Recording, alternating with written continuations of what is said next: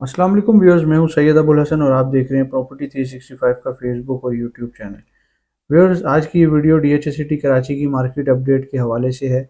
और जैसा कि आप जानते हैं कि डीएचए सिटी कराची की मार्केट इस वक्त बहुत तेज़ है और प्राइसेस जो है वो लास्ट टाइम मैंने जिक्र किया था कि रिकवर हो रही हैं, और इस वक्त जो सिचुएशन है कि काफ़ी हद तक प्राइसेस रिकवर हो चुकी हैं और कुछ कुछ सेक्टर्स जो हैं उनके अंदर अभी ऑलरेडी इम्प्रूवमेंट चल रही है।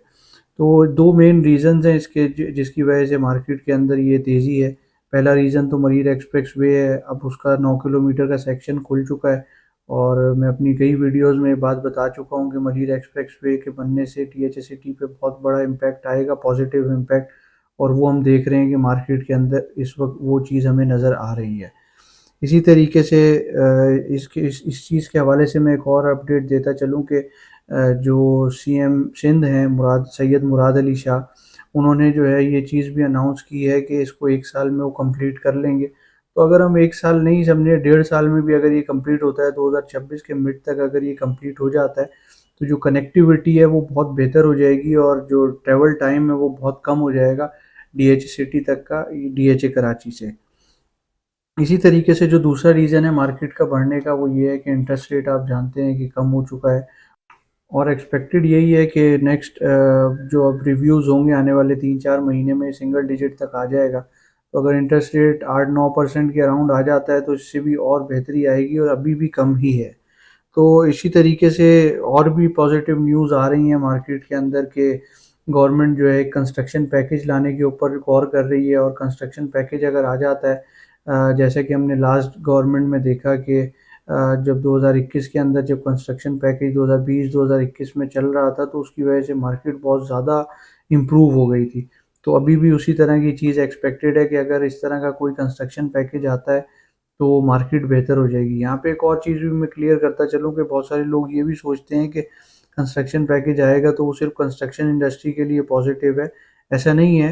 जो प्लॉट्स की मार्केट है वो भी उसके साथ डायरेक्टली लिंक्ड होती है, क्योंकि ऑब्वियसली प्लॉट परचेजिंग के बाद ही उसके ऊपर कंस्ट्रक्शन होती है।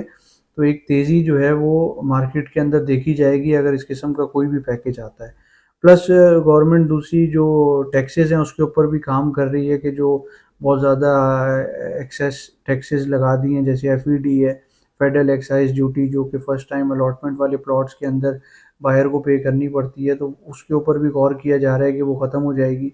और कुछ हो सकता है कि जो गेन टैक्स और एडवांस टैक्स हैं उसके अंदर भी कुछ ना कुछ कमी आने की उम्मीद है।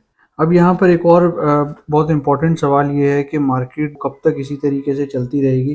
तो देखें, जो मेन रीज़न है मार्केट के बढ़ने का वो ट्रैवल टाइम कम होता जा रहा है, इसी वजह से मार्केट बढ़ रही है मलिर एक्सप्रेसवे की वजह से। तो अब अगर मैं एक इसके अंदर एक आपको आइडिया दूँ कि ये इसके अंदर क्या सिचुएशन बनेगी, तो अगर आप देखें फ़ेज़ 8 के अंदर 500 गज़ का प्लॉट इस वक्त अराउंड 7 करोड़ रुपए की एवरेज अगर आप ले लें तो 500 गज़ का प्लॉट आपको 7 करोड़ रुपए में मिलता है। और इसी की बनिस्बत अगर हम डीएचए सिटी कराची के अंदर देखते हैं तो यहाँ पर आपको 500 गज़ का प्लॉट अराउंड 1.5 करोड़ 2 करोड़ में बहुत अच्छा प्लॉट मिल जाता है। तो ये जो दोनों का जो डिफरेंस है, दोनों प्राइसेस का, फेज़ 8 की और डीएचए सिटी की, वो काफ़ी ज़्यादा है। और ऐसा लगता है कि जब ये ट्रैवल टाइम कम होगा तो ये जो दोनों का जो डिफरेंस है ये भी कम होगा, और डीएचए सिटी के अंदर जो है वो प्राइसेस फर्दर और इम्प्रूव होने का काफ़ी ब्राइट चांस है। और इसी तरीके से एक और सवाल भी लोग पूछते हैं कि इस वक्त कौन से सेक्टर्स के अंदर बाइंग करनी चाहिए। तो जो मैं हमेशा रिकमेंड करता हूँ कि जो ऑफिशियल मैप वाले सेक्टर्स हैं वहाँ पर आप बाइंग करें, जिसमें सेक्टर 2, 3, 5, 7, सेक्टर 6, 6A भी है, 9A भी है, और सेक्टर 13 है, सेक्टर 14 है। ये वो सेक्टर्स हैं जो कि बहुत अच्छे हैं, डेवलप्ड हैं। और इसी तरीके से अगर आपका बजट इन सेक्टर्स का नहीं बन पाता है तो आप पीछे वाले जो सेक्टर्स हैं जिनके अनऑफिशियल मैप्स हैं वहाँ पर भी बाइंग कर सकते हैं। इस वक्त प्रोपोर्शनली तमाम ही सेक्टर्स की प्राइसेस बढ़ रही हैं। ऐसा नहीं है कि किसी एक सेक्टर के अंदर रेट बढ़ रहा है और बाकियों में नहीं बढ़ रहा। और इसी तरीके से यहाँ पर एक चीज़ और भी मैं बताता चलूँ कि जो मार्केट है वो इस बार बड़ी ही मुनफरिद अंदाज में चल रही है। और जो रेट्स बढ़ रहे हैं, मतलब कि एक ही सेक्टर के अंदर आपको बहुत महंगा प्लॉट भी मिलता है और बहुत ही मुनासिब पैसों में भी मिल जाता है। ये आपको पता होगा कि commercial facing plots, amenity facing plots तो पहले ही मार्केट के अंदर सस्ते थे, लेकिन इस बार एक नई तब्दीली आई है, वो ये है कि जो प्लॉट कमर्शियल से थोड़ा करीब हैं वो भी सस्ते हैं, और जो स्ट्रीट एंड के कल्डी सेक के जो प्लॉट्स हैं उनके साथ वाले हैं, उस तरह के प्लॉट्स भी सस्ते मिल जाते हैं। तो मैं ये समझता हूँ कि ये एक अपॉर्चुनिटी है, और इस तरह के अगर कोई प्लॉट आता है जैसे कमर्शियल से कोई दूसरा तीसरा प्लॉट है जो कि कमर्शियल को फेस नहीं कर रहा, और उसके अंदर अगर आपको मुनासिब प्राइस के अंदर वो मिल रहा है तो उसको परचेज़ करना चाहिए। उसके अंदर ये अपॉर्चुनिटी है, आगे चल के ये प्राइसेस जो दूसरे नॉर्मल प्लॉट्स हैं उनके बराबर आ जाएंगी और आपको अच्छा बेनिफिट मिल सकता है।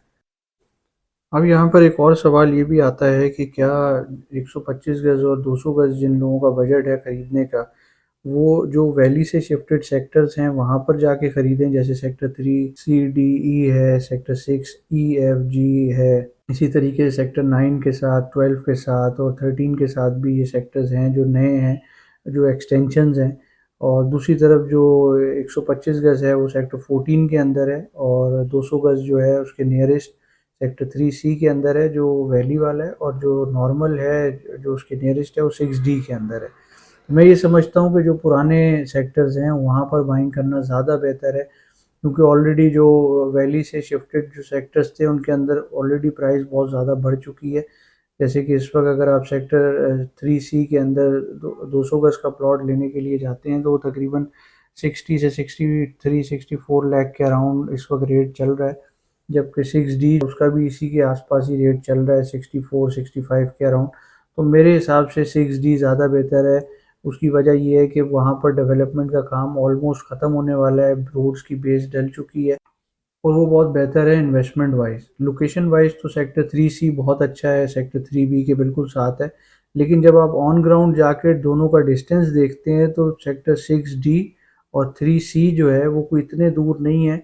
और मेरे हिसाब से अगर आप परचेजिंग कर रहे हैं प्लॉट की जो कि आपकी हार्ड अर्न मनी है, तो आप सेक्टर 6D में जाएं जो कि तैयार है, जहाँ पर अभी पोजेसन थोड़े अरसे में मिल जाएगा। 3C के अंदर पोजेसन में थोड़ा टाइम लगेगा। इसी तरीके से 125 गज़ के अंदर बहुत सारे लोग ये कहते हैं कि कहाँ पर बाइंग करनी चाहिए, तो यहाँ पर जो कंपैरिजन ज़्यादातर बनता है वो सेक्टर 3 का, 3C, D और E का, और सेक्टर 14A, B, C के साथ इसका कंपैरिजन किया जाता है। तो मेरे हिसाब से सेक्टर 14 ज़्यादा बेहतर है। उसके अंदर जो सबसे बड़ी वजह है वो ये है कि सेक्टर 14 डेवलप्ड है, और सेक्टर 14 में कंस्ट्रक्शन भी हुई हुई है। मतलब आप ऑन ग्राउंड जाके अपने प्लॉट को देख के पसंद करके ख़रीद सकते हैं, बनिस्बत इसके कि आप सेक्टर 3C के अंदर, C, D और E के अंदर या दीगर वैली के सेक्टर्स के अंदर जाते हैं, और वहाँ पर आप अब इस वक्त सिर्फ एक नक्शे पे देख के ले रहे हैं। वहाँ पर अभी ऑन ग्राउंड आप प्लॉट जाके देख नहीं सकते। कुछ मेन रोड्स का काम सेक्टर 3 के अंदर शुरू तो हो गया है, सेक्टर 3C, D और E के अंदर, लेकिन वो सिर्फ मेन रोड्स हैं, अंदर की रोड्स पे भी डेवलपमेंट का काम नहीं शुरू किया गया। तो बेहतर ये है कि इस वक्त जो प्राइसेस आ चुकी हैं जैसे सेक्टर 3C के अंदर इस वक्त जो 125 गज़ के प्लॉट की प्राइस है वो तकरीबन 40 लाख के अराउंड आ चुकी है, जो बहुत अच्छा प्लॉट है। जबकि सेक्टर 14D में और 14A के अंदर आपको अभी भी 35 लाख और 30 लाख के अराउंड आपको वो प्लॉट मिल जाते हैं जो ऑन ग्राउंड मौजूद हैं। तो ये बेहतर ये है कि आप इस वक्त अगर सेक्टर 14 को फोकस करें बाइंग के हवाले से तो वो ज़्यादा बेहतर है और आपको अच्छा रिटर्न दे सकता है। सो व्यूअर्स, ये थी आज की वीडियो DHA सिटी कराची के हवाले से। अगर आप बाइंग सेलिंग करना चाह रहे हैं या कोई इन्फॉर्मेशन लेना चाह रहे हैं तो मेरा नंबर स्क्रीन पर मौजूद है, आप मुझसे रब्ता कर सकते हैं। Thank you so much for watching the video. अल्लाह हाफ़िज़।